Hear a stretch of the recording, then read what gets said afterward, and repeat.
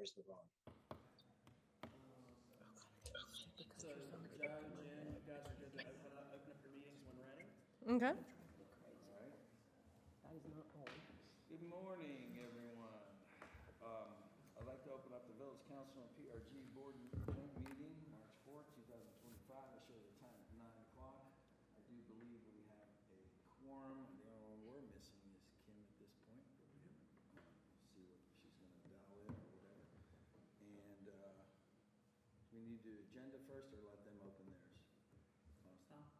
They need to open, then you guys will both do, go forward from there. Okay. All right, so I'll take over from there. Call the Parks Rec and Greenway Board meeting to order on Tuesday, March 4th, 2025 at 9:01 a.m.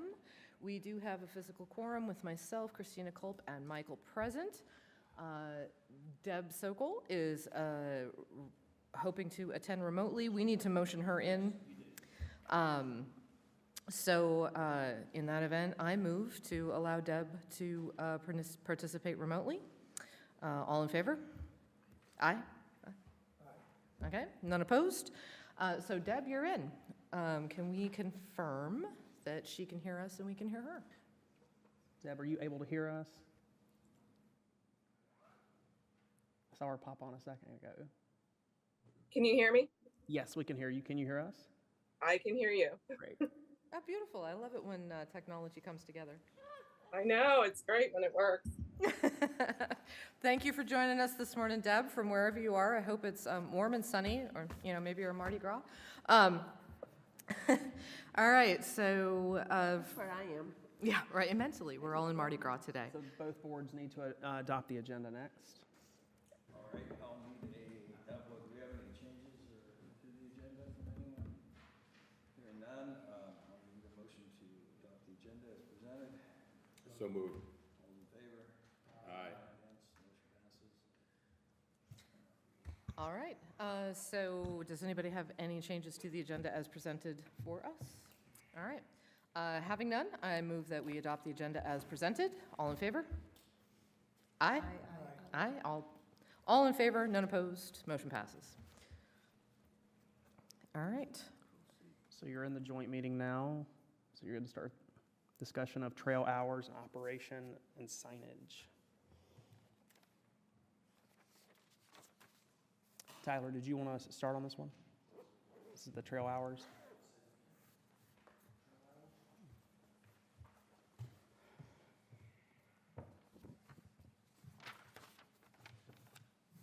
So, yeah, I've been reaching out to several municipalities kind of around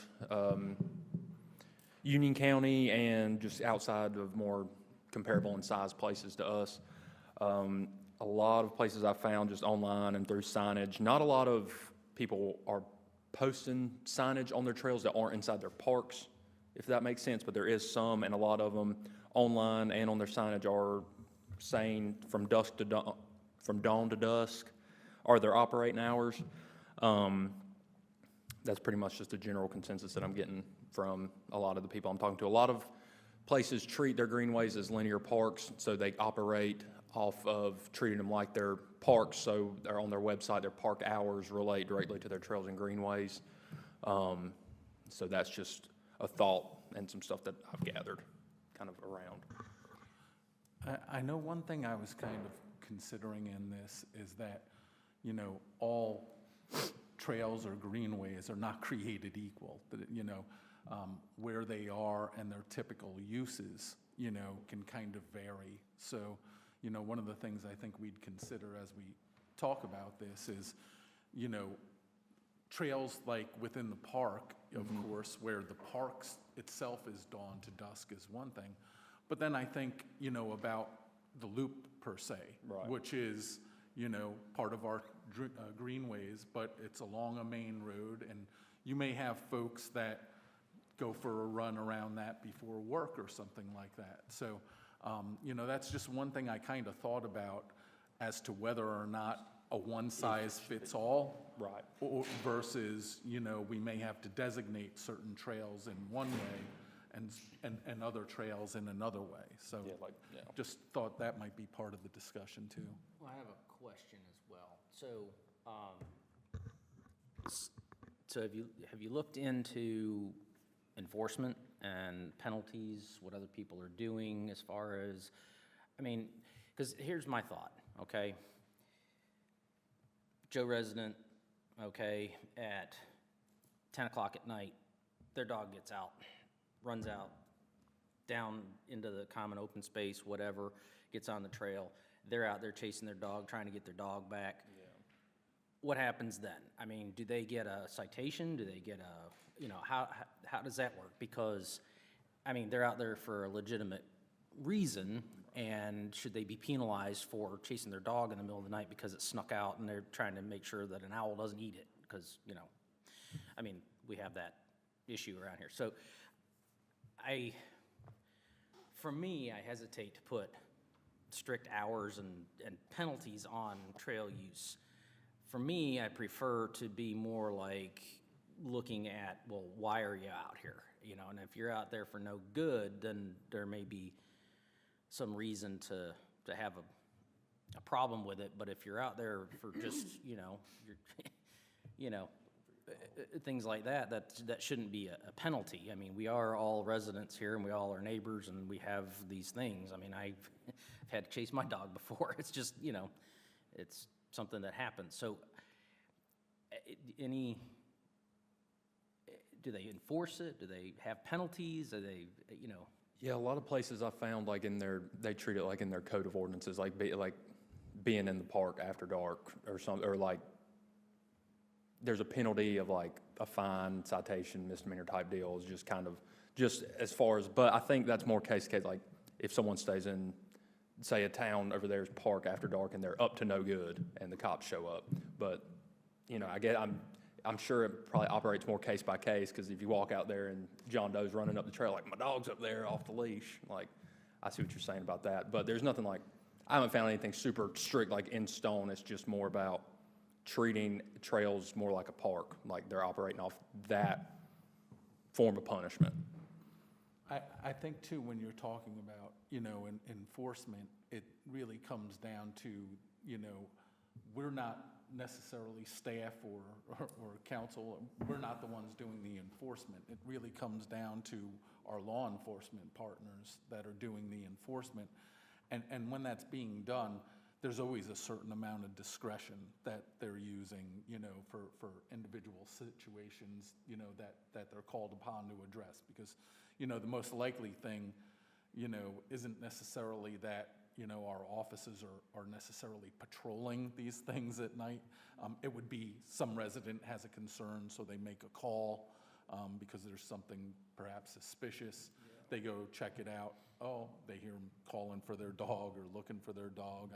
I think a lot of that falls on discretion, I don't necessarily dislike the dawn to dusk thing, especially with the park, for instance, because I think that's how we also kind of set the hours for the most part when we have people there, We do at the park, yeah. But, like I said, the sidewalk down Joe Carr or Marvin Schoolhouse Road or something, somebody can't sleep at night. If they're going to go for a walk, they're going to go for a walk down there, Yeah, I would agree, John. I think this is a non-topic. We're putting up signs on trails and such. We don't need to spend the money. I agree with what both of you gentlemen said. I agree that we put something there for the park, because it's closed. It's got a gate, that sort of thing. But when it comes to trails, if they need to be accessible. If they're an issue, when it comes to whatever you think an issue is going to be, then we need to rethink trails. But so I'm in agreement with you. I don't think we need to address this. And certainly, anyone on the PR&G board, please feel free. Well, yeah, I wanted to let you guys have an opportunity to talk, because actually your point about, the Marvin Loop and about going out and getting dogs were actually hear exactly the same things in my notes.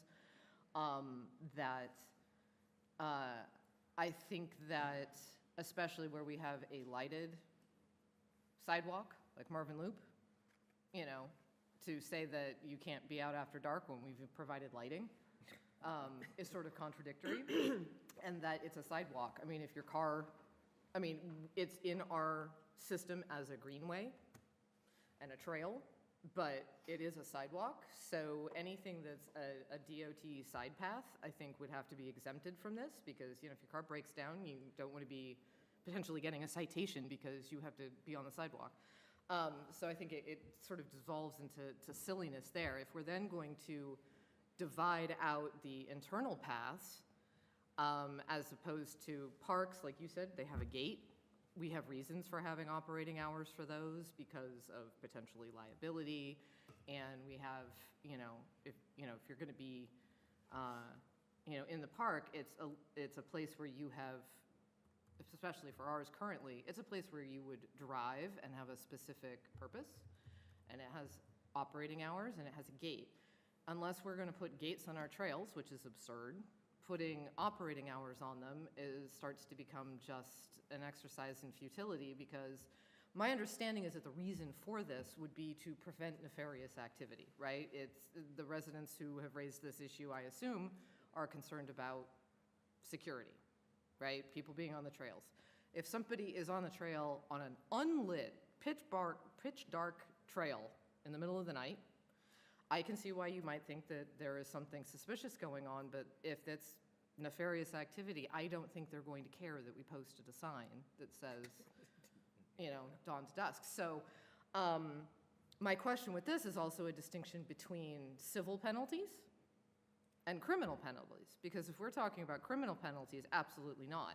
For the, in my opinion, for the purpose of the dog, or once we have the Heritage Park and we've gone to all this trouble to make trails that connect the neighborhoods, and the sun sets early in the wintertime and somebody wants to walk from Heritage Park after dark back to their house using an internal trail, I don't think that should be prohibited either civil or criminal, but definitely not criminal.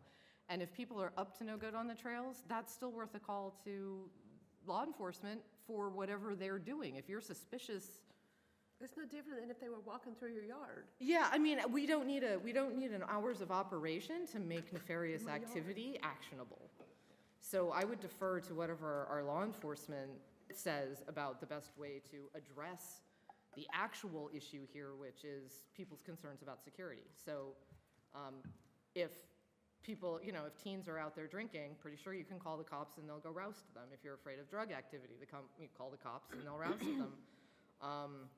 If you're concerned about, you know, potential, you know, somebody casing someplace for theft, you can call the cops and they will come investigate. So I don't think an hours of operation is going to get to the heart of that issue, and we already probably have enough provisions in place for that. So I have a lot of reasons for not wanting to give a penalty for using our trails, even if we subdivide between sidewalks and internal trails.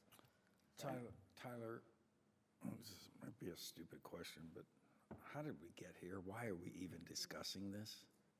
Is it a resident that complained? Yes. One resident? Or is there a massive problem in our community? Councilman Wortman and I had a conversation with a resident in the Preserve subdivision about 2 weeks ago, maybe 3 weeks ago, and they expressed some concerns about safety. It was primarily due at that time to ATV traffic on the trails, which is a whole separate topic that I can brief you on. But in that conversation, there was some correspondence about the desire for having hours on the trails.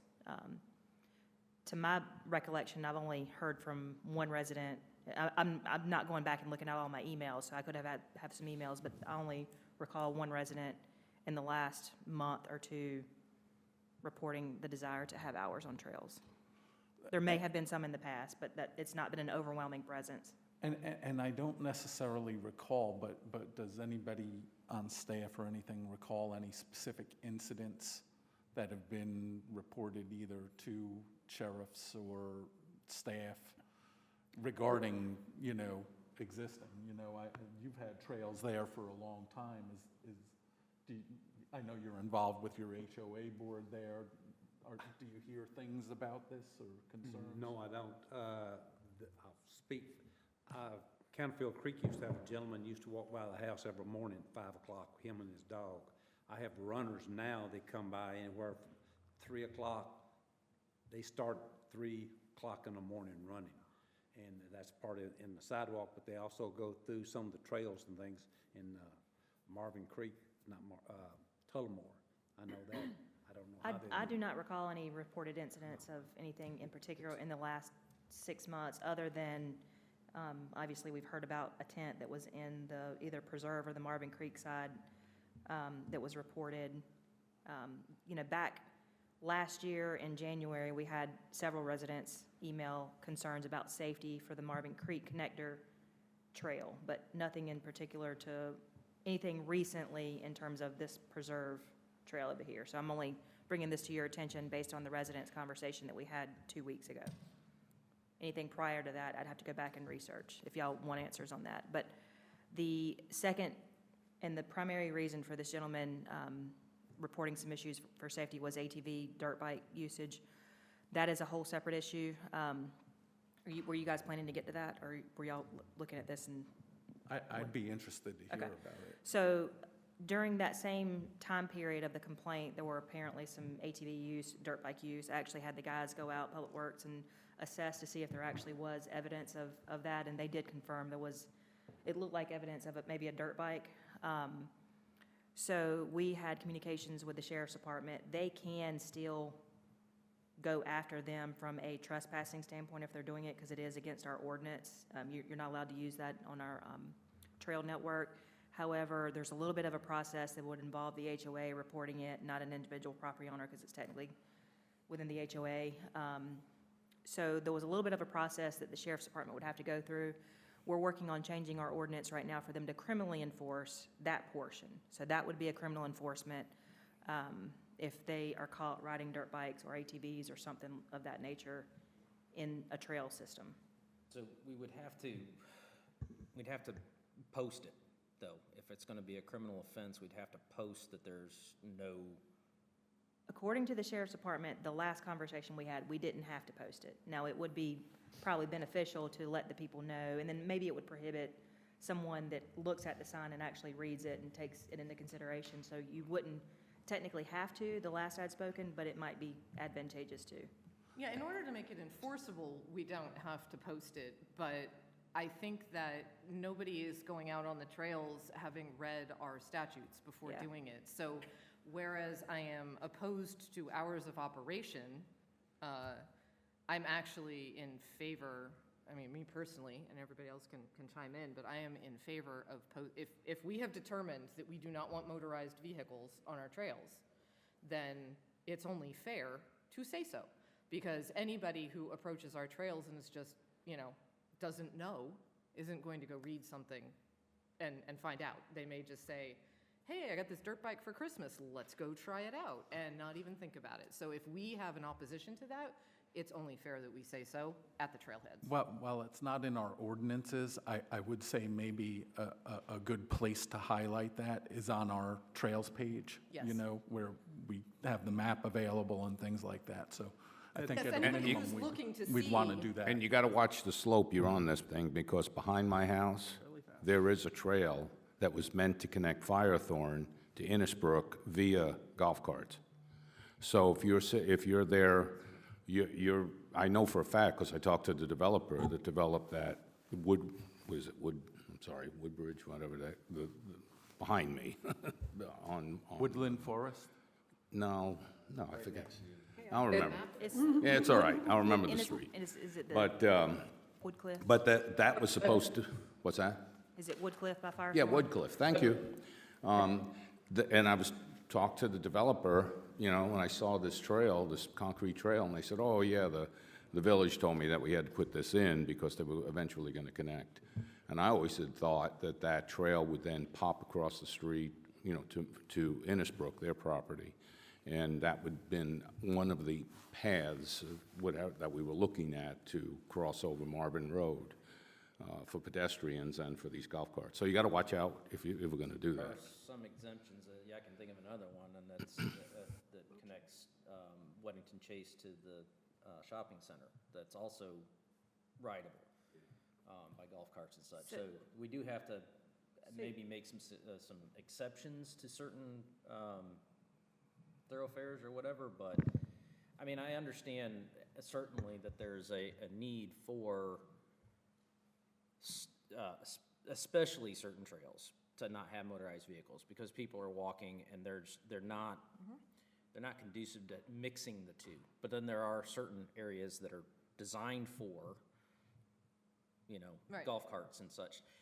But now, motorcycles, probably not anywhere, but the golf carts and certain designated ones, I could see that. And those could be posted on those particular trails that, golf carts are allowed on these specific trails, but as a rule, nowhere else in the village. Maybe Yeah, I that's mean, I think that makes sense, because, I mean, if we figure out which trails, no motorized vehicles, and, we post it, the ordinance would need to be very specific, because currently, right now, in addition to the confirmation that there were like some dirt bike or some ATV tracks on some of it, and we confirmed it as well with some tracks in the mud near our house. But I've also personally seen people with golf carts going from Firethorn to Marvin Elementary via Marvin Creek HOA. So are we going to prohibit that? And once again, people aren't going to go read the statute to find out if it's okay or not. They're not listening to this probably, have no idea. They're just going to do what they do. So if we put up signs that make it clear, whatever our decision is about any one particular place, we need to give people accurate notice.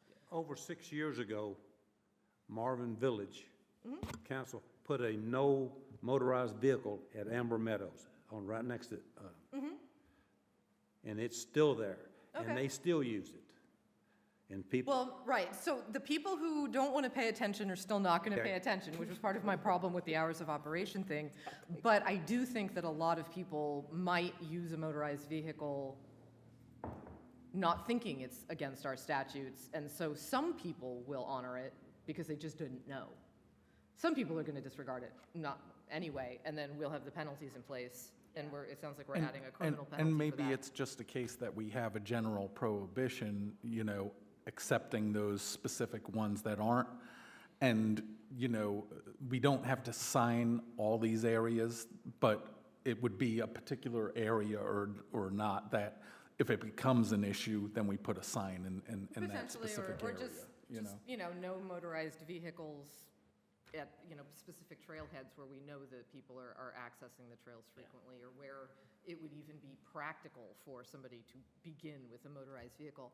And Christina whispered in my ear a moment ago that we should make sure we accept motorized wheelchair devices Okay. in any ordinance.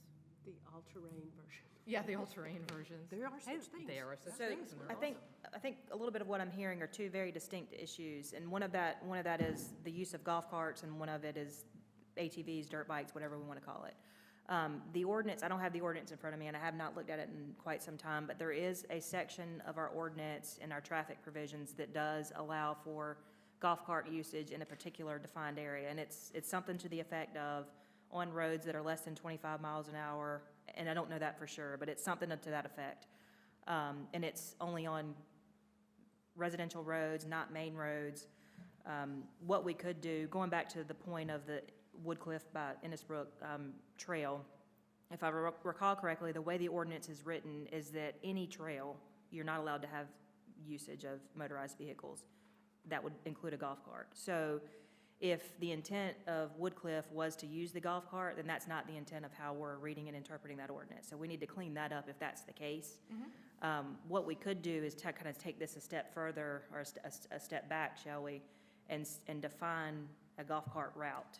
We could actually take essentially our zoning map and highlight all the little roads and all the little trails and say this little area of trail is defined as a golf cart accessible route, or whatever we want to call it. And then these particular roads are considered the golf cart route. So we could do that and really kind of fine point what specific trails like Woodcliff that you want to add as an accessibility. That works both ways too, because it also gives pedestrians notice that there will be those types of motorized vehicles on those paths so that they're aware and they're cautious of said activity. And then after we do that, if that's what the desire of the council and the board is, after we do that, we could in turn decide where we're going to post these signs of no motorized vehicles for golf carts or allowed ATV. on Yeah. this Trail or whatever. If I remember correctly, when this was passed of golf carts, it was the pathways were supposed to just connect the neighborhoods, and then the thought was that golf cart would immediately start using the roads in the neighborhood and not the trails at all, because they're not necessarily designed. It was just a way to connect. For instance, if someone from Marvin Creek was a member of the club at Firethorn, there's a way through streets and then maybe a short path that connects over to your location. And there was supposed to be a designated area across from his location to Innisbrook where that would pass. But the thought, I seem to remember, was that it was supposed to be, I think it was, to your point, specifically on streets, but not on state-owned roads. Yeah. You couldn't go up and down Marvin or Right. Joe Carr, but you could be in the neighborhoods with it, because I think the law allows it and they gotta be 16 too. And it also has to be a road that is less than 25 miles an hour. It's something like that, Yeah. yeah, something to your point. And it could include that Woodcliff, but I haven't read it enough to tell you, but I can just tell you from a standpoint of interpretation of no motorized vehicles, I would assume that would include all trails. Well, okay, so that's my point here, is that we have been talking about a distinction between motorized vehicles in general and golf carts, but if it was intended to be that way, but it doesn't actually connect, do we have to continue with that intention? Do we just not have them anymore? I mean, some Not have people are what? using them to go to school, but if nobody's using these designated golf cart paths Because they're not for- completed yet. Exactly, but are they ever going to be completed? Well, that all I mean, depends these are on all neighborhoods budgets. that are in. It all depends on budgets and priorities and whatever we want, where we want to put these in. But that was put in by your developer next door. Right. With the intent that there was going to be a crossing. They couldn't figure it out. There was all different types of things we were looking at for, you pull up, hit a button, it throws a flasher on, Right. all those things. But it's just, it's But so budget. I guess my point though is budget-oriented. that that was put in by your developer and connecting to another development that's already built where it doesn't Required connect. by us, though. I know, but it's not in PRG's, we don't have golf cart path as part of our master plan, so. Okay, well, I mean, there. I mean, and if they need to be, then that's something I need to know for our master plan I think that was revisions. the intent, that this was could be a golf cart community, and you were Yep. allowed to use golf carts in neighborhoods only Sure. to get around, but then connecting wise, there was supposed to be direct paths Mm-hmm. right across state-owned roads is what I think the intent was. Yeah, and I totally get that, and if people still want it, then we can incorporate it, but if we do still want that, we should incorporate it as an official thing in like our master plan, for example, as Yeah, one I of the trail didn't, types. that's the first I'm hearing. I didn't know it was not incorporated into your plan. No, it's not in there as Yeah, one of our I- trail types or uses. I think it has its own, golf cart usage has its own separate area in the village ordinances. Yes. And maybe Chapter that's, 73. maybe that's where it gets addressed one way or the other. But if part of that, like you said, that was mainly for residential roads and things like that. Now we're talking about kind of a small component of it, utilizing some of these connectors, like you said.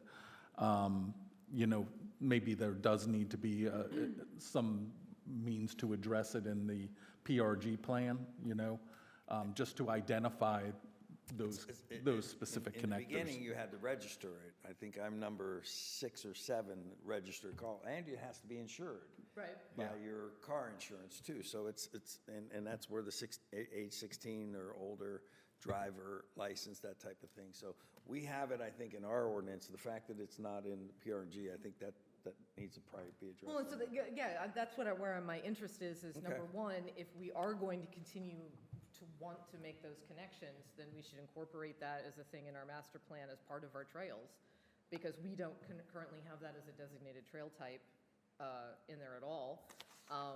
And then I would also encourage an evaluation of whether or not we even want to complete those. I get that they were intended, but if those are all developed neighborhoods and nobody has been clamoring for why hasn't this been completed, is this something we even want to earmark funds for? Because Well, a golf cart path is going to be a wider, slightly more intensive thing than. The problem is, we don't know who's crossing when. If someone's crossing over to get to Innisbrook in a golf cart, where are they crossing? What are they doing? They're just maybe making it up. No, they are making it up. And I'd rather give them a spot that we, identified, that we could say, okay, well, we did our part in creating a safe passing. So that would be something, and if we need a straw poll from council to say, hey, yeah, look into that, we could take a quick straw poll to say, is that something that we want them to do to put in their ordinances or in their plan? So before you ask for that, can I just make a couple comments? To the point about the trail type, I think kind of the trail type can be kind of encompassed in either the concrete or the asphalt trail. It doesn't necessarily say for walking, or I think it's maybe says multi-use, bicycles, that kind of stuff. And the way those standards were developed, I want to say they were between 8 and 10 feet in terms of width. So I would assume that a golf cart could fit on that type of path. Sure. What you guys could do in the context of your master plan is you could create this golf cart route.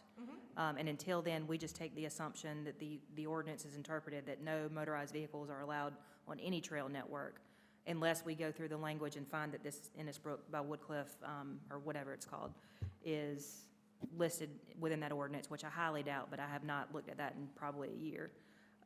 So that being said, Cancel, if you recall when we had a visit in our retreat to Locust, I don't know if y'all recall the land use plan that they had, but they actually had a defined golf cart route in their zoning map. So that was kind of neat, so residents could see where that area was. That could be something that you guys do in the master plan update when you're talking about trail networks, and you could kind of pencil in some of these places that you want to be connector. To your point about safe crossings, you all do have pedestrian refuges that are in your priority list, and it's in the CIP. I don't know what year it's slated for. It's not next year, but it's in subsequent years, which would be like an area for a pedestrian to safely cross a main thoroughfare. You could make that a little bit wider for golf carts if that's the desire. We'd have to get an encroachment agreement from DOT, but that is something that we could easily add to that process. And I want to make sure anybody that's listening understands too, we're not talking about making golf cart routes through everything.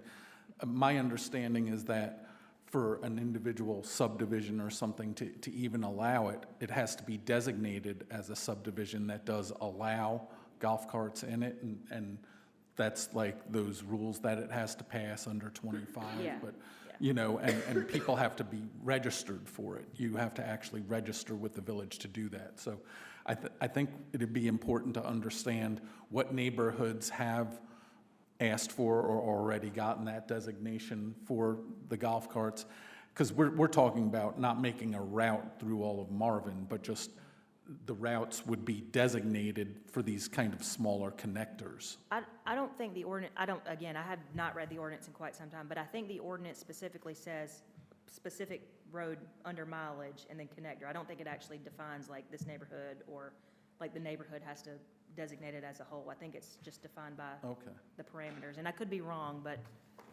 we can bring this back as an update after we have some time to research that ordinance and give you a little bit more clear understanding of what it says. But it does sound like it's not as clear-cut and easy as just, or we enforcing and putting up signs. From a standpoint of the direction that staff is looking for, is there a desire to put up signage for motorized vehicles prohibited on trails and greenways?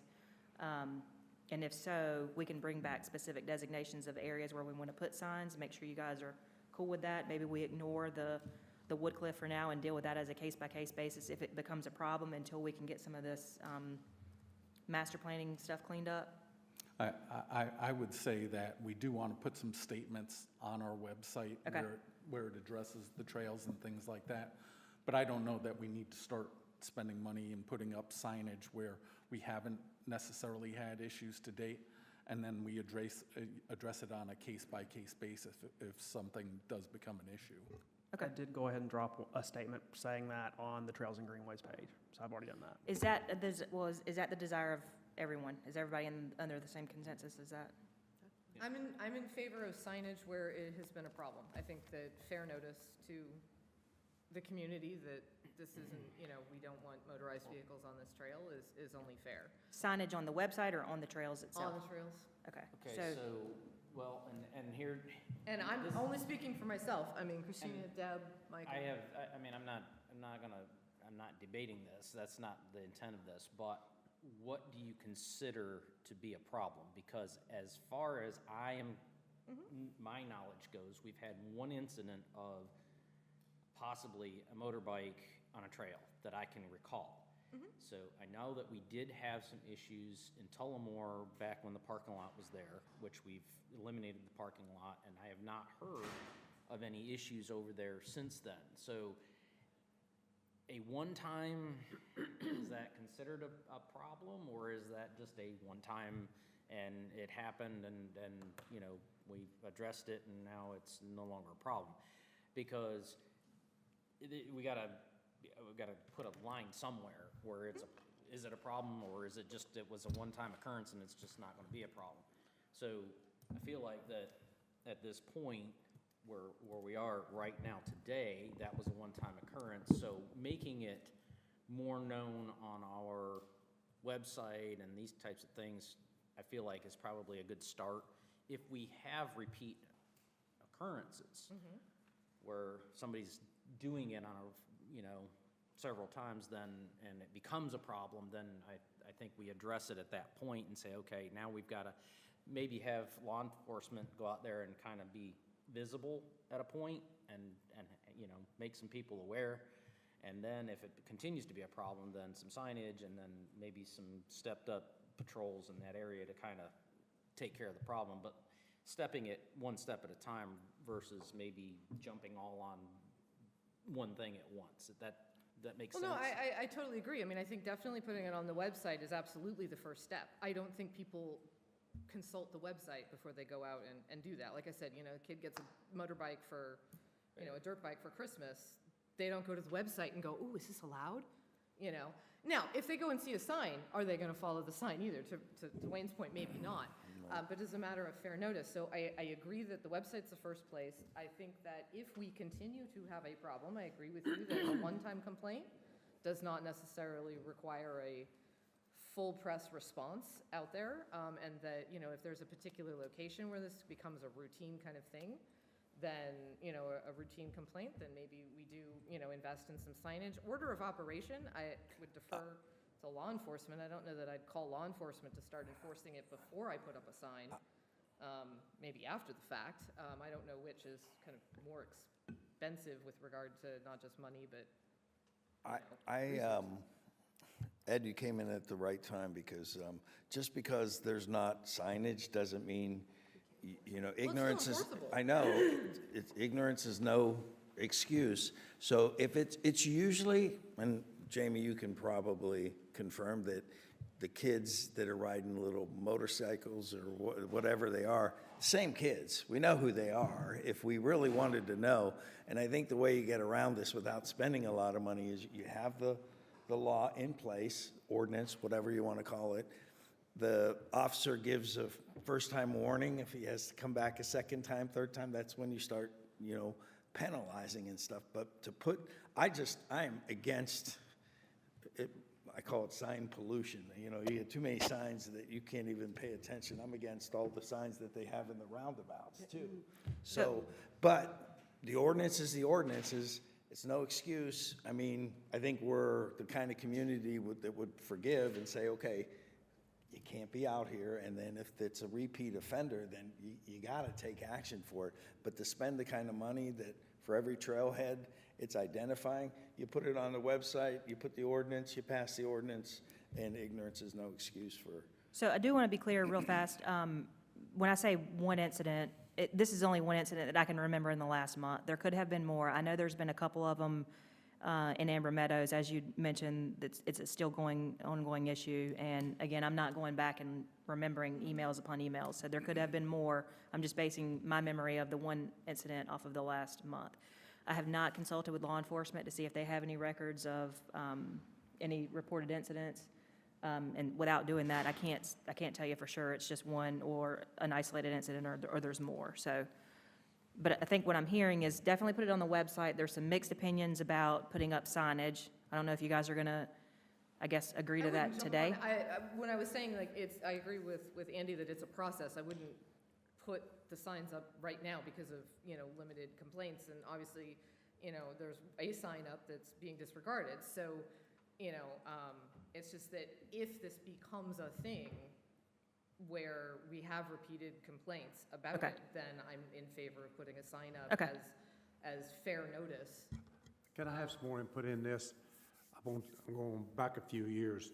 We had a landscaper used to back his trailer up into ours and dump all of his dirt and everything there, which village, they wound up and cleaned that up. We had a lot of little small bikes in there. We had a young lady get on a golf cart and try to go around our pond. She was lucky she went into the fence instead of a 7 foot of water, which she probably would not be here today. And then we talked to Marvin. They said, we'll put up no motorized vehicles, period.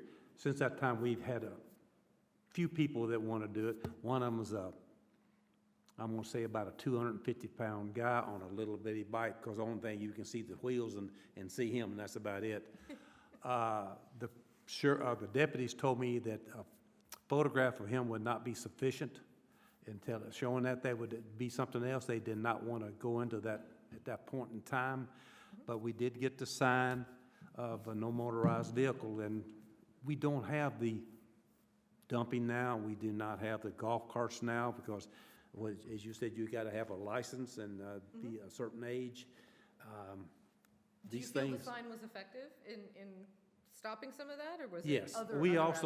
also took, and we have some large boulders that they took and moved in the past so people cannot drive the pickups and things in there and Right. dumps in it. So there's other.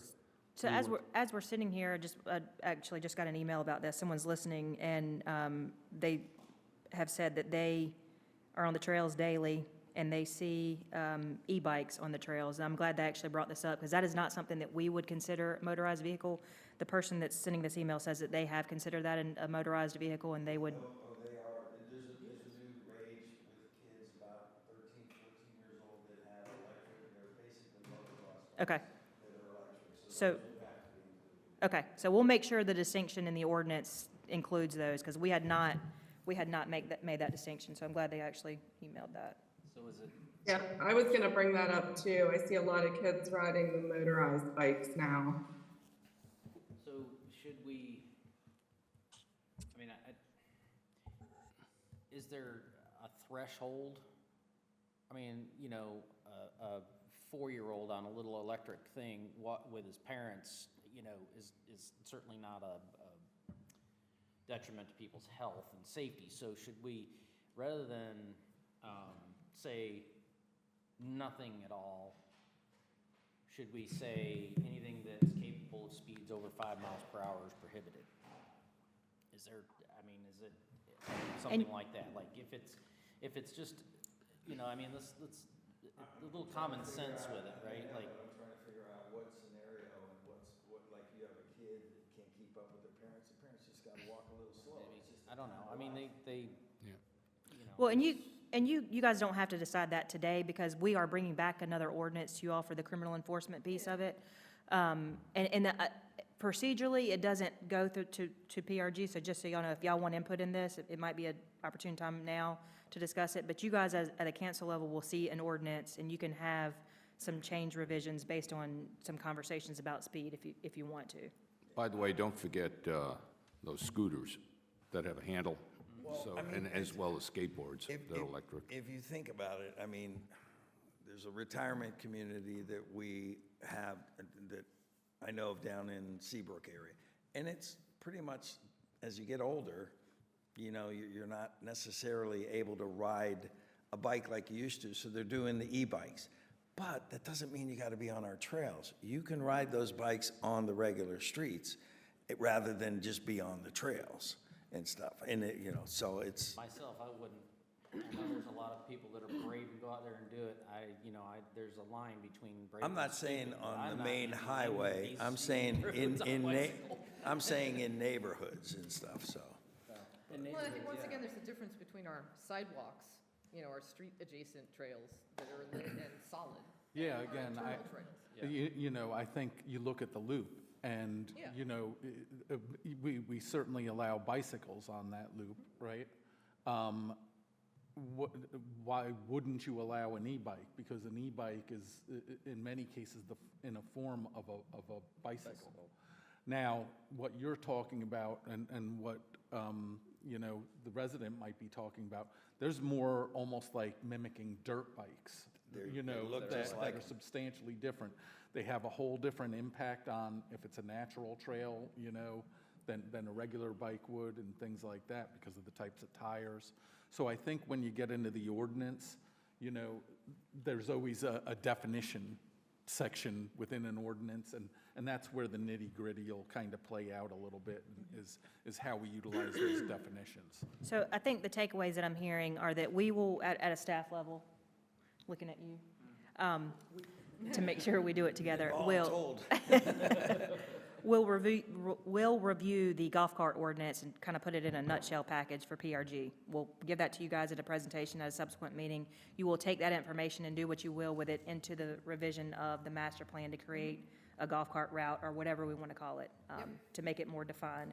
From here, from a cancel standpoint, we will change the ordinance for the criminal enforcement on the ATV usage. You guys will have other discussion about what it means of miles per hour, e-bikes versus scooters, that kind of stuff, and then we will adopt that at a cancel level so that we can begin enforcement from there. We will not put up signs. We have already posted on the website. Any complaints that are sent in from the adoption of the criminal enforcement ordinance will be enforced as a complaint-driven. At the time of the incident, the person has to be caught in the act, and that will be enforced by law enforcement, just so everybody's aware. Photograph would not be sufficient? Because if you don't catch him, I mean, you're not going to catch, I don't know how you're going to find, I mean, if he's going on and you see him, you're not going to stop him. Well, I think you can have a photograph, but Okay. but the officer's going to have to actually catch the person while they're out there. There's not going to be a way to see that it's, you know, you driving a motorbike and then we know where you live. There has to be an identifying factor. So we've got to be able to like pinpoint them at that exact moment to do the enforcement, unfortunately. I would maybe recommend Austin putting something out on the website in our weekly or our communications. The newsletter. Just put a nice blurb on, you know, whatever we come up with. You mean like after we finish these ordinance revisions, then doing it? Right. Okay. So it goes, so it's, yes, we make changes in the ordinance, but it's a communication that goes out on our regular thing for the, you know, We can go ahead and heightened put, sense of, you know, motorbikes, whatever the case may be, in throughout neighborhoods is, You- just put a nice we communication. can go ahead and on put a generic one out right now before we do the revision, just saying no motorized vehicles. And then we'll do something bigger once we have the revision in place. And I would also suggest that, and I know that we already do this, you know, when school starts up again, we put out, you know, school's starting up again, make sure you're aware of buses, blah, blah, blah. So I think also in our communications every year, when the weather starts getting nice, we put out a blurb that says, hey, remember, no motorized vehicles on the trails, that kind of thing, to keep, just puts it in people's head that when they start getting out and they're getting in on the trails and they're doing their things, and that they are reminded of our ordinances. And that would be a good program to just plug in, like an automatic every year kind of thing that we do, you know, communication-wise, to just keep people aware. Because people move in all times of the year, and they may not be aware of all of the things, so. And I would just remind council that at your monthly deputy reports, I don't know if it's delineated in there what, you know, what types of issues are, but I would assume it would be a trespassing citation, so you can just be cognizant to keep looking at those deputy reports and asking questions about that particular activity and see if it is a problem. If it's growing more than, you know, one or two incidents, then we can go back to the sign postings. Yeah, and as far as putting up the signs, I totally agree that we don't want signs everywhere. I mean, we all know the song, right? But it's really more of a question is what order of process is the better expenditure of resources? Paying for a few signs to deter honest people who just don't know, or getting law enforcement involved before we put up signs. It's really just a question of order of process and designation of resources to address whatever magnitude of problem we have. So we can address, I mean, we don't have a whole lot of time to finish, we've got PR&G meeting after this, so I don't want to belabor any of it. Yeah. It sounds like staff's going to do a bunch of research and come back to council, and you guys are going to sort it out, and, if it comes back to us, we'll discuss. So going back to your straw poll, Mayor, did you want to go back to? I just wanted to make sure that we're all on the same page here, that Okay. they should be moving forward with council just saying, yes, we should probably be moving forward with what we just talked about. Okay, so you're good. Everybody's good? Mm-hmm. Thanks. I think so. All right. Next up, we have discussion of including a path of honor in the Village Hall Park project. Okay, so this was brought up by Christina Traub on the PR&G board. She is unfortunately unable to be with us today due to attending a funeral, so I offer my condolences for that. But she had originally had the idea of honoring Mike Cognac with some sort of plaque on the Marvin Loop or something like that, because he was, very interested in that project, and his wife was expressing that, he would be really gratified to know that we're continuing to work on that project, and so she'd had this idea of honoring him, and then she was looking into that kind of thing a little bit more and noticed that in the, for example, in the Ann Springs Close Greenway in Fort Mill, they have a program with a path of honor along one of their trails. And that gave her the idea that before we get to sort of 100% completion on the Village Hall Park plans over here, that perhaps with, along the, the sort of loop that goes around the lawn or something like that, that might be a place to put, say, for example, a plaque honoring Mike Cognac and additional people in future. Like, I mean, he's already been honored and recognized, but for example, in future, if something like the declaration for Bob Nunnenkamp or whatever, then, it could sort of develop into, sort of a feature of the park. Now, Ann Springs Close Greenway does it a little differently, where members of the community are allowed to purchase pavers and honor their own, loved ones by having these pavers in there.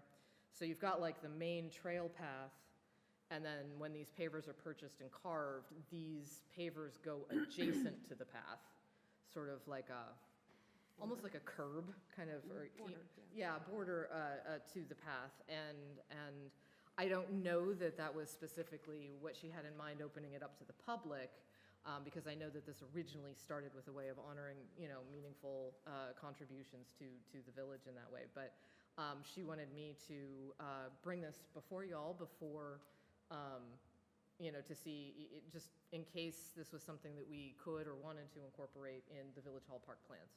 Well, it's funny that you just brought that up, because Jamie and Kim and I were in a meeting with the Independence Fund recently about their memorial out here. Memorial, yeah. Okay, and so originally, we had discussed doing pavers with engravings for people that have done service for the village, incorporated in the flagpole paver area. And in combining the two and discussions with those folks from the Independence Fund, we've decided to look elsewhere for honoring those that have done things for the village and keeping that simply for military honors. So when we left that meeting, we left with, we need to find another place to figure out how to honor those folks that have done great things for the village over the years. And I can think of several people that have contributed a lot of different things that need to be honored. And we've talked about selling pavers with engravings for people who decided they wanted to do it. So I think that this is the perfect, for me, the perfect application of where we could redirect that segment that we need to figure out a home for. So this is a perfect timing for this. This is a great idea from my perspective, so. I as you were talking about, I'm trying to find a picture. I think I sent it to Christina and Kim. In the park there, if you go to Anclosed Springs, and we just recently joined last year for annual, they have, it's beautiful. They have clear glass that goes up maybe 6-7 feet, and it's inscribed with whatever you want, whether it's a memorial or it's the people who donated and those sort of things, but very classy, see-through, and it's in the park. It's where they put the, there's a concession, have you been over there? There's a concession area where you can order sandwiches, and then you can go on hikes for miles and hours, but in there's a park there. It's very close to where that swinging bridge is. That's at Anclosed, but it's in that concession, right outside the concession, and I was trying to pull up the pictures, but a nice way, and I even thought about that. I think I sent it to them saying that would be great for when we do the memorial out here for the different forces and stuff, but, I mean, if there's something to, recognize a former person who was very involved, I'm all for that. It's just how we do it and where we do it, if you want it in that spot or not, but that's the opinion of one who doesn't have a vote. Kim will agree with mine. I kind of like the idea that Andy mentioned, kind of around a flagpole, where you might have kind of bricks at the base of the flagpole, and as you add them, kind of the circle just gets larger, or something along those lines. The only thing I would interject there to kind of Andy's point, if that area is going to be designated for that, I would like to, I'm going to try to make 2 points here. Keep that completely separated for veterans. Yeah. Going back to Mike, I think Mike's contribution to the Village of Marvin warrants maybe kind of something standalone. Maybe it's a bench that's over in this area, and that we kind of identify that. So when the time comes and we start to develop that, that there is a bench or something. I think it would be a disservice to him and his family if we did a brick. Yeah. But my, I understand the concept. I just believe that this area over here should be kind of like the dividing line of saying, okay, these are our veterans. And when we start, we've got great plans and some beautiful plans that are going to be coming up and some great opportunities for people like Mike. And I think it warrants something nice. I think it warrants a bench, something that says, and it has a write-up. So it's not just a name, but it just says, here's kind of the history of Mike. And I think it would go a long way with his family and his sons. And that's just, just kind of my 2 cents worth, I think. But identifying, okay, we know we're going to do something for Mike, and let's find that space. Let's identify it as we start doing plans and stuff where a bench could possibly go, and it could be dedicated to Mike and the family. Yeah, and I would leave it to, y'all and staff's discretion as to whether that's something that we do independently or something that gets folded into the project, funding there for that. But I totally agree that he merits something a little bit more, substantial and standalone, and maybe then, so, I think we're probably all in agreement on that. And then if we are looking for a way to honor additional people, then potentially, and so, just bringing that idea to you guys for, future decisions, but potentially before, too many of the plans for the Village Hall Park is 100% complete, if it's going to get wrapped into that. Obviously, we can do things after the fact, but in case we want to fold it in, time is of the essence. But then maybe, so there's an honor for Mike, and then potentially there's like 3 tiers. One for him, there's, additional people, like Andy was saying, who have contributed significantly and should also be honored in some way. Right. And then there's the third tier, which the Greenway sort of gives you an example of, is where the community is able to purchase and add to the memorial aspect. And so I leave it to all of you to decide which of those tiers, but definitely wanted to bring at least, the honor of Mike to you guys with Christina's idea, and then additionally, to honor additional people in future. So to Jamie's How point. that gets embodied. Yeah, to Jamie's point, I mean, that's another thing to do at Ann Springs. If you're on the pathways, do multiple benches with plaques that identify whether it was a Boy Scout leader. There's numerous ways to address that, which I think I'm completely fine with and think it should probably be, a nice way to recognize that and that legacy and stuff, so. Okay. So anyway, just bringing that to you guys for future discussion. Thank you. I know it's something that I've kind of kept in the back of my mind for the right time to bring that up, because Mike was certainly a dear friend to me. I've known him for over 20 years, and his family, and so, but thank you for bringing that up, and let's keep that at the forefront of that thought process as we start to develop stuff. Yeah, absolutely. Just so happens that John Jones, Jen, and myself are on the little group here designing the park, so we'll definitely keep that in the forefront in the design as it starts to unfold and move along, because Yeah, as the more decorative elements start to come in, we'll address Very whether or not important, that can be incorporated as part of that, or as something we kind of do on our own, like some of the landscaping later, So we'll keep that Okay. moving. Well, I think that finishes us up, right? I believe so. Yes. All right, I'll need a motion for the village council to adjourn. So move. All's in favor? Aye. Motion passes. Okay. Thank you. Thank you all. Thank you. The PR&G board will now continue with their normal business. All right, so first thing on our schedule for the Seoul meeting is adoption of the previous minutes. Does anybody have any changes to the previous minutes? Guess you're stuck. Speak now, Deb, or forever hold your peace. All right, assuming there are no changes, I move that we adopt the previous minutes as presented. All in favor? Aye. Aye. Aye. Any opposed? Thank you, Deb. None opposed, so minutes adopted. And then we move on to election of the Parks Rec and Greenway Board election of officers that is mandated for this meeting.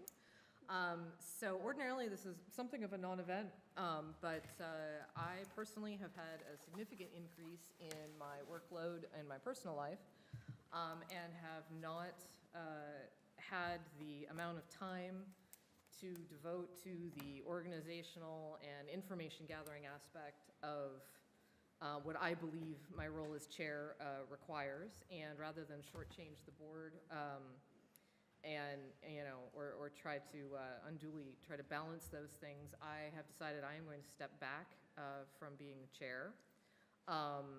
And in that case, I checked with Christina Culp to see if she wanted to take over the position.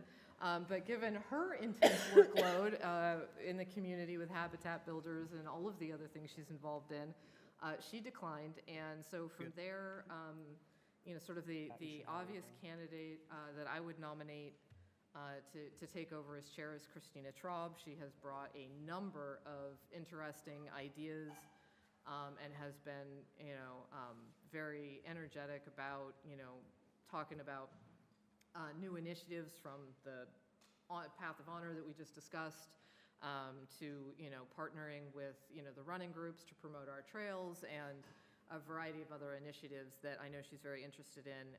And as chair, she would be well positioned to pursue those very directly. So unfortunately, she was not able to be here today for exigent circumstances. So we have received her acceptance of that nomination in writing. Yes, she did email me saying she would be willing to accept that position if she were nominated. Okay. So in light of that, I would make a motion. Let's go ahead and do one motion for both chair and vice chair. Vice chair? So Christina's currently vice chair. Do you want to stay vice chair? She told me I could. I did, yeah. So, I will. so someone needs to nominate Christina for vice chair. I can also nominate Okay. Christina, right? Yes, It's going to be the Christinas. Yes, it's going to be the Christina Cruz. So I nominate Christina Traub for chair, and I nominate Christina Culp as vice chair. Are there any other nominations? Anybody? Deb, you got anything to say? Nope. I'm good with the nominations as is. All right, so you could do. Don't look at me. You can do one motion now to elect Christina Traub as chair and Christina Culp as vice chair of the PRG board. All right, can I just say I so move? You Do I have can. to repeat all that? I move what Austin said. What he said. All right, all in favor? Aye. You vote for yourself? Aye, yeah. Yeah, okay, yeah. All right. Okay, none opposed, so motion passes. Congratulations, Christina Traub. So Congratulations, Christina Culp. one thing now that the title of chair has passed, Christina Culp needs to take over the meeting. Unless, I thought we could make you do it. I know. You can do a motion to designate. I want her to go out in a big blaze of glory. So you can make a motion to elect Jen Castellucci as temporary presiding officer. That's what I like. Okay. What you said. So moved. So moved. We don't get to say that anymore, so moved. You do. We do? Okay, Yeah. we know. Okay. Just no seconds. Yeah, just a Oh, second. okay, yes. You should See, never go this back is for why I'm not in seconds. charge. Right. All right, so you want to call for all in favor? All in favor? Aye. Yeah. Thank All you. right. All right. All So right. good to continue. I'm back for the rest of this meeting. All right. had a so moment. Yep. Rest. Temporary presiding. All right. So having accomplished all of those things that are required, we get to public comment period, which no public, no comment. So no one from the public is here. We go on to unfinished business. Tyler, are you presenting the changes to the CIP plan? I noticed we had 3 changes in red, it looked like. Well, yeah, so it's not really changes. I was just bringing it up to y'all's attention. When we were going through the CIP and whatnot about projects that we had recommended. The ones in red are something that there is gonna have to be a financial action taken to make these happen. So I was just bringing that to y'all's attention because I know in the last time I brought it up, it was all set up right there. I was like, this is what I'm gonna bring up. Yep. After discussion with finance and what I think I can actually put in front of council and everything, I was just bringing it to y'all's attention that the red is Do you want gonna take some. Do you want to note which projects have been pushed Yeah, in just- future years? Yeah, just give me an idea. So it looked like there were 3 changes, correct? Or were they all? They're not. Everything there was changed? Well, and they're not necessarily changed. I don't want to say the word change because it's just a plan or whatever. Well, right, no, I get that, but compared to what we saw before, as far as, So compared to what we had seen before, oh gosh, now I'm thinking, did I change? Oh, okay. So what we had kicked. So just Are step y'all us looking through at them- it- Just step us through them really quickly. really quick, Super quickly. really quick. You'll see in red C4C up there. That will take financial action, connector. Next one down, we're leaving the same, S1A Marvin Loop. Okay, S2A, it's staying down the road, it's for 26, 27. Phase 4 completion, right there, the next one down of Tullamore. That one will take we're going through a little bit of action with that one. That one's kind of needing some help with engineering, right, because. this and right, that. because we had some additional, There's a couple archaeological things coming Yes, up, and so I assume we'll get to that those price has updated. gone up. Yep, okay, so that one So was a change in price. that was a because of change some in additional price. Challenges. C4A, Estates of Marvin Branch was initially there. We decided to kind of push that off. Engineering, the next line down is for Marvin Loop. It's in red because there will need some action to be taken, but that, yes. Yeah, okay, And and then that was pretty much a price change thing with finance, right? Yes, Yeah. that was a price change. Yes, and then the rest of the trails down below are pushed off. But in the engineering one, you've got 120 in both. 120, 120, so it's a total of 240 that should be probably paid, depending on how it's broken up. We're just not sure how it's going to come down to being broken up in the fiscal year. It could be 240 in 1 year. or it could be, But for right now, you're. it's broken up It's just to broken play it safe. Okay, Again, this is just a planning tool. Again, just Yeah. a planning tool, not a budget. right, no, I get it. So I just wanted to make sure I understood, for the general record, what these Right. changes are that we were looking at. Because I could tell that some have been pushed off, but the ones in red, we just have a financial It's adjustment just based on new information, which makes sense. So, Yes, yes. And All right. that is pretty much it on any that. questions? No? Okay, thank you. Cool. And then we move on to the 2020 Parks and Greenway Master Plan discussion. I'm gonna treat this one really quickly because chapter 5 in here is just the map of the proposed trails. So when this gets handed over to a vendor to redo, obviously what is going to happen is these things are going to get updated Well, like with our new. with what we've completed, because some of the things that were proposed are now complete. And based on the input, or, we give them from what we've already discussed, I'm assuming that there might be some tweaks, but that will be up to the vendor to propose and for us to discuss later. I would suggest to the vendor that we move, there's a section in an earlier chapter that talks about the constraints and the benefits, or the what makes some of them more approachable, and then the constraints against some of these proposals. I would suggest that all be in the same chapter, but that's an organizational issue. And I would, of course, add a little bit more discussion on parks to the system, because I would like this master plan to be more inclusive of, the park aspect and the recreational aspect, and not just be so focused on the linear greenways. One thing I did just want to add too, Yeah, I might normally say it more in the village council report later on, but it's kind of pertinent here.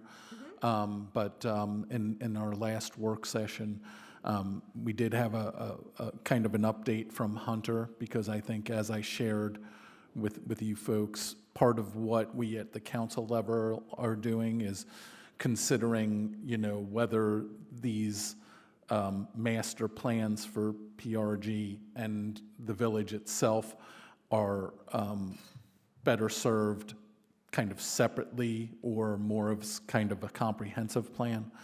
And, in the research that Hunter has kind of looked at, and at least where we're kind of starting to lean, is probably more toward a comprehensive plan that has specific sections. It would help to eliminate a lot of the redundancy and things like that. And, not only for staff, but also for residents, kind of bring things in more into a single overarching document, that rather than having to look, for different components in different places and stuff like that. So I did just want to add that kind of as background as you discuss this subject, as an update. Yeah, that's great information. I mean, I intuitively, I agree that sounds good. So if his research confirms that that's a good practical way to approach it from the, procedural standpoint of, And from as the we zoning update standpoint. them in the future, you'd kind of be doing it on the same rather than separate schedules, Right, right. You can always address something that needs to be addressed, but, you still want to take kind of an overarching look at these every 5 to 7 years, or, whatever your cadence needs to be. But it would, rather than, one kind of lagging behind because that one hasn't been addressed in 7 years versus the other one, it brings some more commonality to it. Yeah, if they're updated in lockstep, then we'll be less likely to have gaps, and, any things like, trail structure, trail composition stuff is consistent between multiple documents by the fact that it exists in one document, And also, I think we're seeing that there would be economies of scale just from I was just about to bring when, that up. when we involve other expertise, that, or consulting, on it, you know, to kind of put the final thing together. You know, you know, we're also looking at the money we spend on, you know, that process as well, so. Yeah, that was literally gonna be my next comment, was that having one vendor do one comprehensive plan rather than having them start fresh for each area, planning board, so on and so forth. I think time, money, and overall understanding of everybody. Yeah, all at involved, once, yeah. that would be a better plan. Yeah. Yeah. So that is good to hear. I think we're all in favor of that. So yeah, the changes that I'm going to record for, you know, a vendor that would affect this particular chapter, or at least the contents of this chapter, not that the future plan will have an identical chapter, but to the extent that the stuff here is addressed, is just to update to reflect what we have completed and what's still proposed, any changes to proposals. Apparently, those may include a golf cart trail now, or at least the connectors between existing neighborhoods that have golf carts, more specifically. And just, you know, when we see whatever gets produced, to make sure that, you know, whatever is grouped together, you know, you're not flipping back and forth between the document to understand all of the pros and cons of what's in here. So those are my thoughts on Chapter 5, because it's really just a list of what we've got, and we should all be pretty familiar with these by now. Before we move on to survey questions, does anybody have any comments, considerations, objections? I object to Chapter 5. I object. All right. All right, hearing no opposition, we'll move on. So the survey questions that are attached to the meeting is my brainstorm based on our previous discussions with regard to what I would add and what I would like to know. Hopefully you've had a chance to look at them. If you haven't, you know, do take a look, and if you are like, hey, you're crazy, let me know. I'm open to that criticism. Not afraid, but I added 13 questions and took away 3. So altogether, I have lengthened the question count, but and obviously that gives some concern, because once we add in, and in my supplement, or in the document that I have created and attached, it's only PR&G related questions. There are, of course, other questions on the survey related to government, and there will be planning board questions, and so on and so forth. Quick update from the planning board. They reviewed the survey at their last meeting, thought it was comprehensive, and didn't have anything else to add. Okay, so planning board didn't add anything. Okay, cool. Because my concern, obviously, is that by adding 10 questions, net, that we would be making it long, and maybe some of those do get cut, but that is something that I would leave to the insightful genius of vendors who create surveys. Well, there is the idea that if you answer one question a certain way, you don't answer these 10. Exactly. Or whatever. Yeah, You know, exactly. And so I would it's- leave it to their discretion, Yeah. and I grouped it in a way that you could have maybe, you know, just from when I've taken surveys, that if you have sort of a definition at the top and 3 questions that relate to the same thing, it's not as overwhelming, but Right. you get a lot of information. And so that was how I approached it when I created that list. Yeah. Was just topic-wise, a definition, and then a few questions about that specific Yeah. thing. And so if the survey people say, oh, no, that's fine, or it would be better to do it this way, I don't really care, as long as this was just the information that I was interested in getting. And you know, so. So we're gonna have to add something about golf carts now. We could add, on the trail usages, we could have a bullet point for golf carts. You could also ask a simple question: do you own a golf cart? Do you drive a golf cart on trails, or would you use a golf cart dedicated trail? So so that would add another question, as opposed to just being a selectable Like, how option do you in use the another trails? one. But I did add a question that was like, do you use the trails, and for what? With a fill in the blank. If you were to include a question like that, and the survey came back and only 5% of respondents say they have a golf cart they actively use, then you might not want to even consider having golf cart No, trails. I think it has to be added now. Didn't even think about it. Yeah, that was before a new one to today. me. Yeah. No, I mean, it makes perfect sense once it's out there.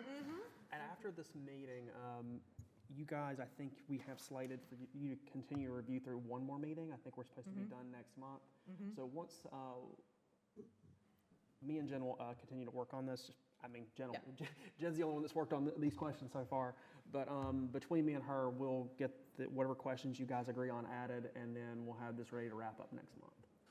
Yeah, and just to give you a little more background on the golf cart thing, you know, originally, and this was a number of years ago, you know, Firethorn, of course, has a golf course. A lot of their members travel back and forth to the tennis, swim, and things like that.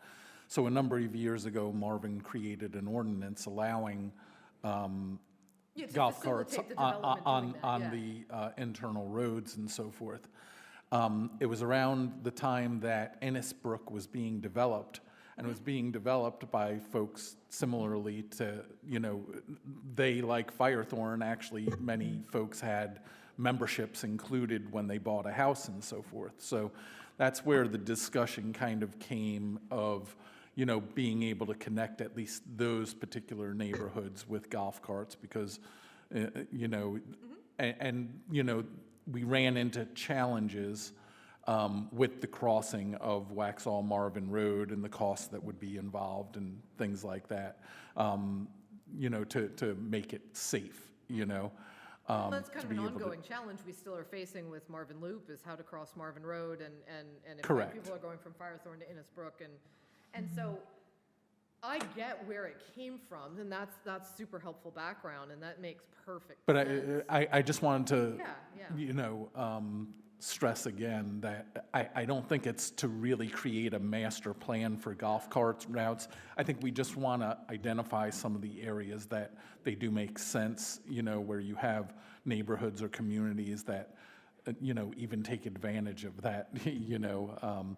I think Weddington Chase may allow it, you know, where, you know, they use them a lot of times to go back and forth to their clubhouse and swim, you know, swimming pool and things like that. But yeah, I don't think that's going to be a major thing that we just have to identify a couple of areas where it makes sense.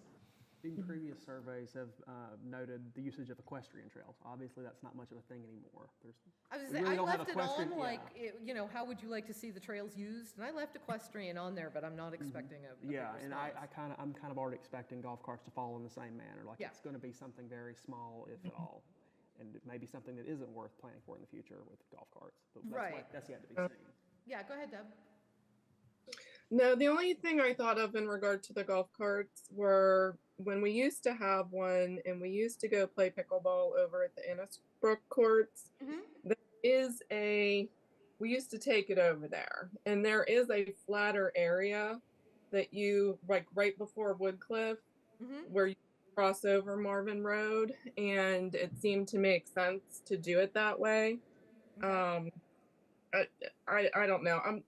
I'm like Joe. I don't love a lot of signs up and about, but maybe something indicating a crossing across Marvin Road with, you know, with golf carts might be appropriate on the right spot. So This brought up something that we definitely need to, I agree with John that we are not talking about putting in a trail system of golf cart paths, but today's discussion brought up something that was previously not contemplated in any of our documents, which is that for certain communities that have these golf carts, they may need a crossing, and I totally agree with you that we should have some sort of designated crossing, but I think that's going to get incorporated in the Marvin Loop project because we have the Safe Streets for All grant that's going to be coming up with stuff, and we are going to have to figure out how to get people across the road at Marvin Road. Well, And so if we're and so that will, whatever that crossing looks like, the fact that this got brought up is great because then we can make sure that that crossing accommodates the golf cart problem. and the village is in a position where we either have to do it exactly right or we can't do anything. We can't put a sign out there to try to make it safer without it being done the right way. Right. Because we can't, so yeah, correct. Yeah, we can't do that. just letting you know, as the golf cart ordinance is written, it prohibits golf carts on Marvin Road. So Oh, that, so so if that, we'll if- have to adjust. that would if have we're to be gonna adjusted. cross. It's basically prohibits golf carts off all main roads. So it seems like the original golf cart ordinance was to allow it within subdivisions, Within subdivisions. but so we not can- traversing outside of subdivisions to other subdivisions. Right, which is why there's the one behind Bob's house where it's a connector not on a road. It's a connector of one development to another behind and internally. And so, it's great that we had this brought up so that we can be sensitive to it in the future.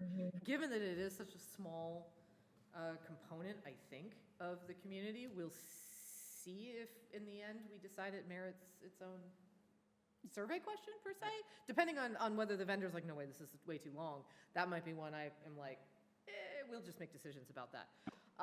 Yeah, it actually says right here, golf carts are only allowed in internal public streets. Yeah, there you go. So, but it was important to have this brought up, and then I of course do want to continue to be cognizant of if people are actually needing this. Just because it was originally intended doesn't mean it's still something that people care about now.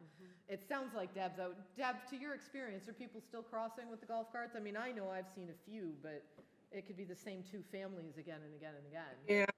So no, I really don't see people crossing there anymore. We don't have access to those courts anymore. Right, right. And So- that's something that's relevant to that discussion for sure.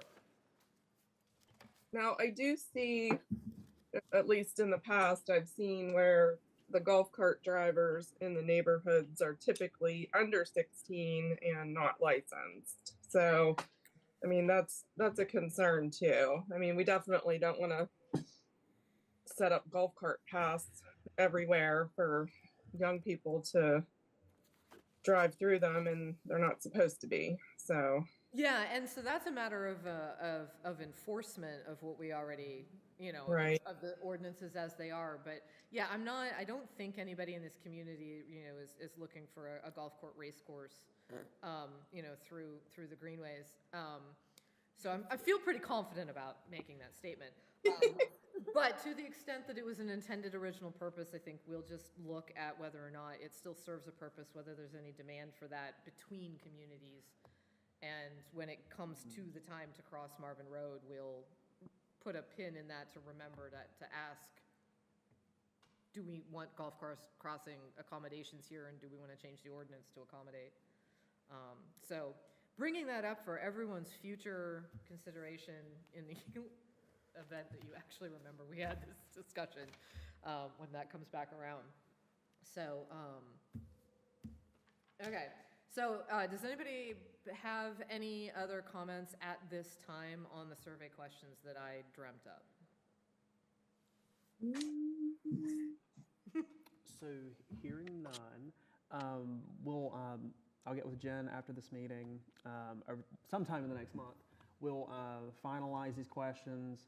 We'll finalize this document to show which questions are being added, amended, removed, such and such. And we will ask you all to approve the survey, approve these survey questions at the next meeting. To go then to a vendor. To then, it'll go to council, they'll decide on the final list of questions, and then Right. we'll select a vendor, enter into a contract after July 1st in the fiscal year with survey distribution, probably in late summer, and we'll shoot for a presentation a presentation of the results by the end of the year. Okay.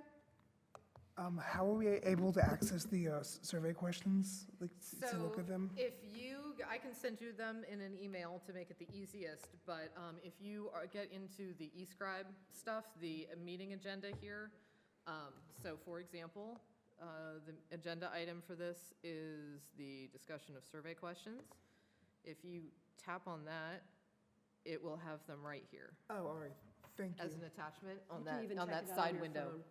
I Yeah. just did. Yeah, exactly. So they are there, but after this meeting, I'll email you a copy directly, and then you'll have it without having to log in. So definitely review those and in your copious spare time, and let me or Austin know if you have any additions, or you have any notes, comments, or objections to make on what they Okay. cover. Because I made a couple notes on here where I copied the question that's on the existing survey that Even we with got the from number. council Well, I put the numbers on there in case you wanted to look at No, both. no, yeah, I appreciate that. And so there were a couple that I put a strike through because I'm like, well, if we ask other questions, I don't personally think this one is relevant. But if you are like, oh, I disagree with you, then let me know and we can put both notes, for everybody to look at and consider. And if there's another one that I threw in and you're like, I think this is asking for trouble or I don't think this gets to the point, let me know and I'll put a note in. And once again, then everybody can consider that next time. So that's our plan going forward. Okay. I'm good with that. All right, so moving right along, we have no new business.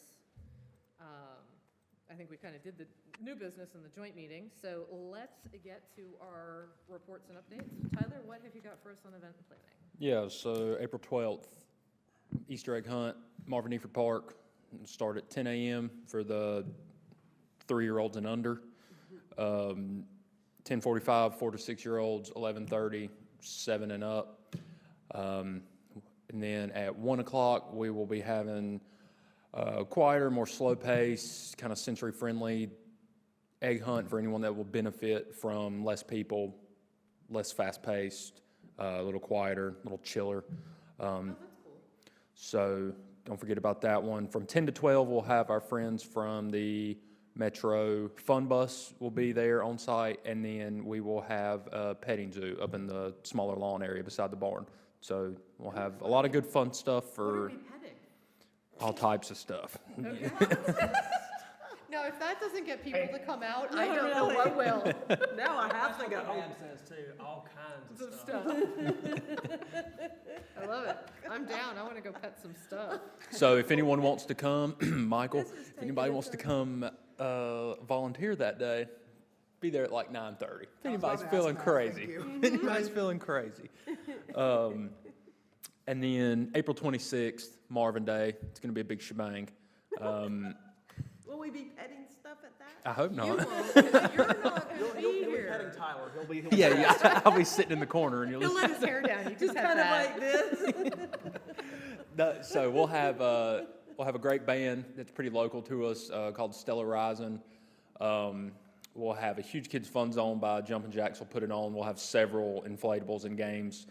Yeah, can we close that down for a little bit and let all the adults go Yeah, for a bit? yeah. And just shut that down. Let the big dogs play. I really think they should make those for adults. They're great. Well, actually, it points out how old you've become. It's actually, so anyway, moving on. I thought it was a weight problem. I thought they won't let you in there if you're a certain size or. Well, I've done them. They as an won't. adult. Trust me. They won't. They That's the won't. problem. They need to be fortified. And we got face painting, hair tinsels. We'll have a magic show. We'll have performances from our local high school marching band. A lot of good stuff's going to be going on. A disc golf clinic.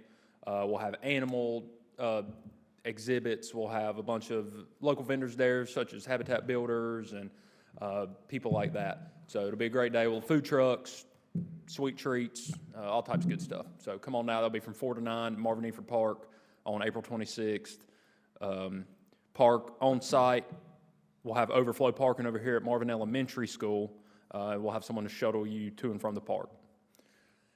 Following that, May 31st, 5K. We'll host it over there at the elementary school and run the same route we ran last year. And that'll be May 31st. Here in the coming months, you'll start seeing that registration pop up online and such like that.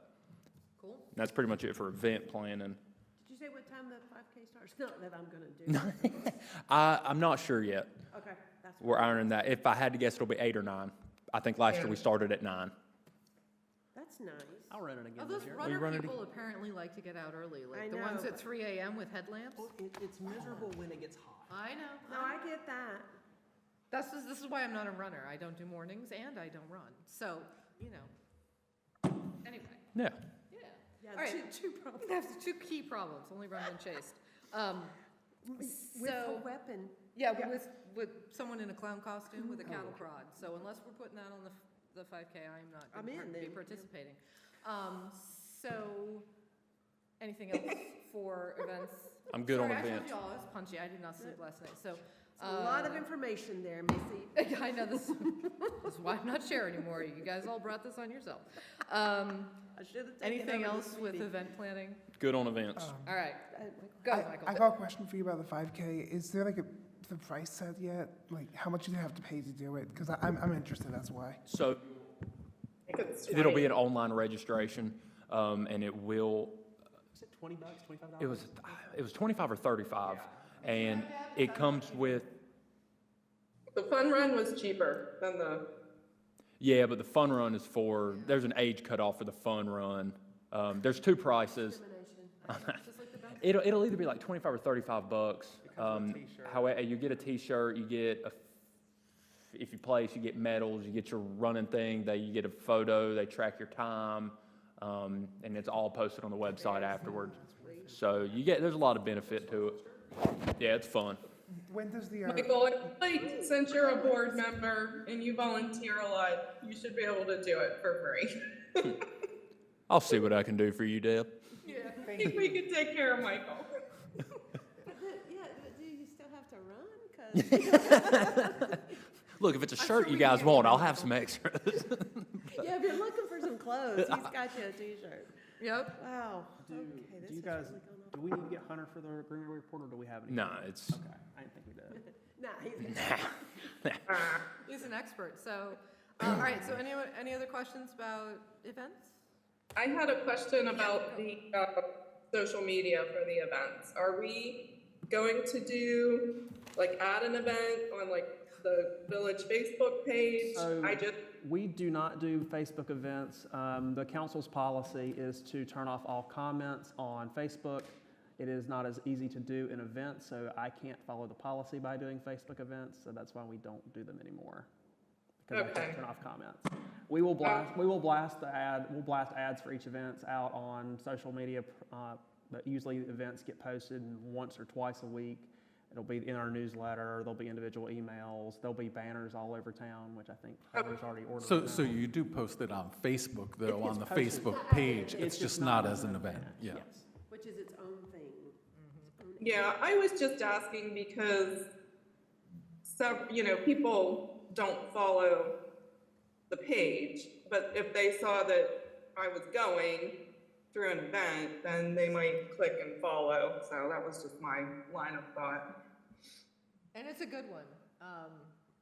We're just stymied by policy in that regard. But Okay. this policy is probably for a good purpose. Yeah, I was gonna say, it's a pro-con.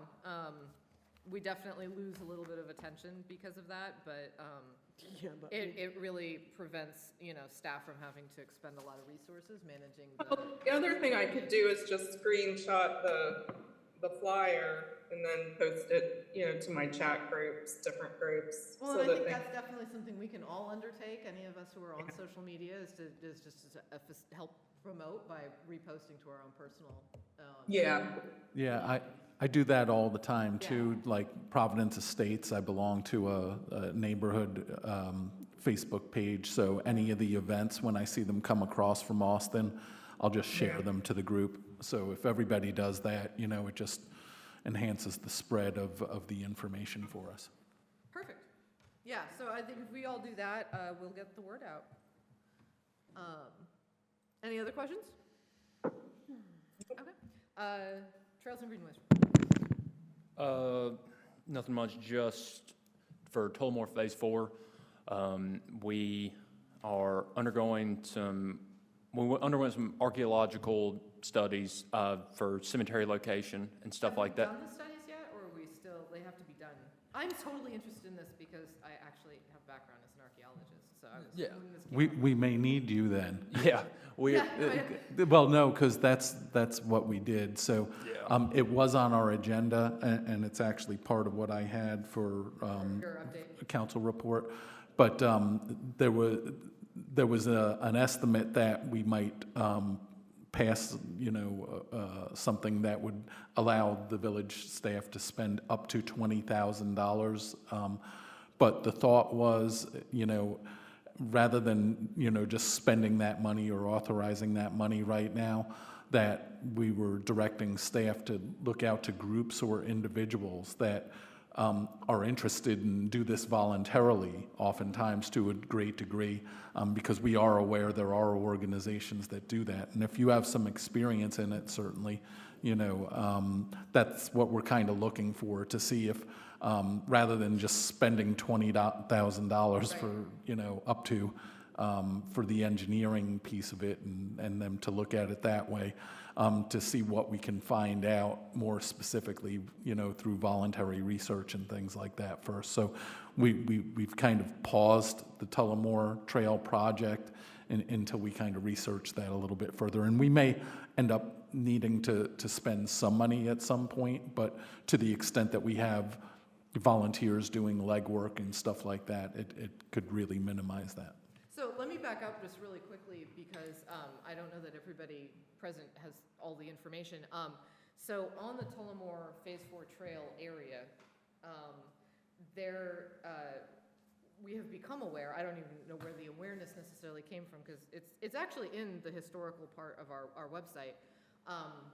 But in doing the due diligence for that portion of the trail, we were reminded that at one point there was a Revolutionary War camp at the intersection, essentially to the west of the intersection of Providence Road and 6 Mile Creek. Is it revolutionary or civil? I've heard Revolutionary. I've read several documents I've heard it that both says ways, revolutionary, and yes, there is some disagreement, but I have heard a really comprehensive history that details, that they attacked, that they were pursuing Cornwallis and blah, blah, blah. So that would put it revolutionary as opposed to civil. So in any event, there is a war camp that was in that area. And while the drawn map that I've seen that was shared by a resident who took an interest in this indicated that the cemetery for the camp was on the north side of the camp, which would not put it in the Tullamore area. There is some historical record that there is a burial site in that Tullamore Phase 4 area. So we are going to, it sounds like we're going to try to save the taxpayers some money, which is always awesome, and get volunteer organization, to do it on the cheap, to do the appropriate locating and identifying, and so that we can make sure that obviously the trail doesn't interfere with it. But then I think also probably to express some pride in the fact that we have that there, and Yes. make a note of. Love to make it like a park. Designated as like a historical marker Probably or fence it off so something. that people aren't trammeling it, and then, put some signage up maybe to educate people on what this thing is. Yeah, Michael. Yeah, so was anything found yet for, since you say it was like a burial yard, Well, and that's what I don't know what we're doing, and that's why I was asking if we had. Yeah, are we So- excavating? We have to, when I first asked the question, are we going to be excavating in any way, or are we just identifying? And I think we're just identifying. It's an identifier, it's a locator, like. Yeah, to locate the actual site, which will probably I believe require some surface collection. The quote we had gotten from the company that was to not exceed 20,000 mentioned something about, it's very minimal, it was like 4 shovels, like, it was just like for soil, like, it's not like a deep dive, like digging up anything, it's just like a run It's a soil small test. sampling and surface collection. Yeah, so, yeah, it's that's what we're kind of hitting up some of these, like, some smaller, more niche groups and stuff, like, trying to see if anybody can do something like that. Yeah, unfortunately, I don't have expertise in this area or in that period of history. When I excavated, it was in California under Spanish colonial stuff, so I can conduct. I mean, I have been a dig supervisor and a project manager for digs, so I can conduct an excavation, but I am not in line. I am not up to date or qualified to do anything in this area, so I wouldn't specifically be able to volunteer in that way. Although, if there is a volunteer organization that does do it, I'd be more than happy to bring a shovel. And participate, but I wouldn't be qualified to direct. But anyway, that really piqued my interest, so. Yeah, it's Have pretty you cool. found some volunteer organizations? Haven't. Okay. Found some good resources, like reaching out to folks. I've Well, reached. historical societies and things like that. Yeah, I got with the And UNCC does have an anthropology department. UNCC does. Yeah, and Dr. Kathy archaeological Reich used to work there. archaeological departments hide in the weirdest places on university campuses, so just ask if there's an archaeological program. Because I got my archaeology experience in the religion department at my university. Well, I got mine from the anthropology department there. I mean, Yeah. at UNCC. So That's right, yeah. they did archaeology, we did digs and stuff, so. Cool. Cool. Cool. All right, so that's really the only trail Yeah. that has anything Going right now, going yeah. on right now. Everything else is just Well, that is something interesting. staff you know? process. You're right, that's a cool one. All right, so that's it. We do not seem to have Davey. There's no Davy, but I can read you gotta- what yeah. he Read left the me. 3 words I on the can read paper. So Davey said, Public Works update for ongoing and completed projects. They've refurbished and rebuilt 4 picnic tables. Also, side note, I don't know if I'd mentioned this to you guys. I know I'd mentioned it to the council.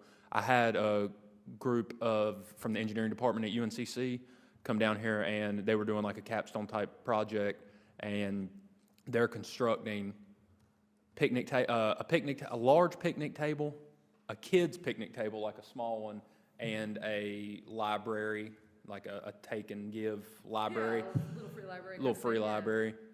And that, they are wrapping up, so they'll have them dropped off to us sometime in March, they said. So that just kind of goes on more with the Public Works Department. But those kids are very smart, very cool. They very passionate about the project. They had a lot of good ideas, so. And where is that going? They'll go out at the park. Like, with the idea, I think right now is put the little picnic table up there at the Tot Lot playground. Yep. And so the little kids got somewhere, and then, they're not like hoisting up the library yet. We'll find somewhere Okay. appropriate for it to go, but they complete it, and I have no doubt it's gonna look really good. Awesome. Cool. And then upcoming projects, Davey had concrete walkway installation from the playground walkway, like to the parking lot at Eford Park. Yep. That'll be coming. He's not exactly sure when. He hopes it's done before Marvin Day. And then another Yeah, upcoming. that's part of the ADA compliance. Right. way, so. And he feels pretty certain. He was kind of hinting more that we just kind of had a string of bad weather, so the ground, I guess, has been too soft. And Okay. but he wants to have it done before the egg hunt. And then the other project he had was resurfacing the Marvin Loop Trail sometime in the next couple months. Okay. So, Cool. All right. Any questions before Tyler totally sits down? All right. Just get him to do the village council report. while I you're was at gonna it. say, all right, Just so hand your John, notes Village over. Council report, we kind of already stole your thunder with the Tullamore Trail thing. Anything else? Yeah, so the Tullamore Trail, we mentioned the comprehensive master plan and that discussion around that we addressed as well. The only other thing that I would say is that they did present to us the 90% plans for the Village Hall Park as they've kind of been amended.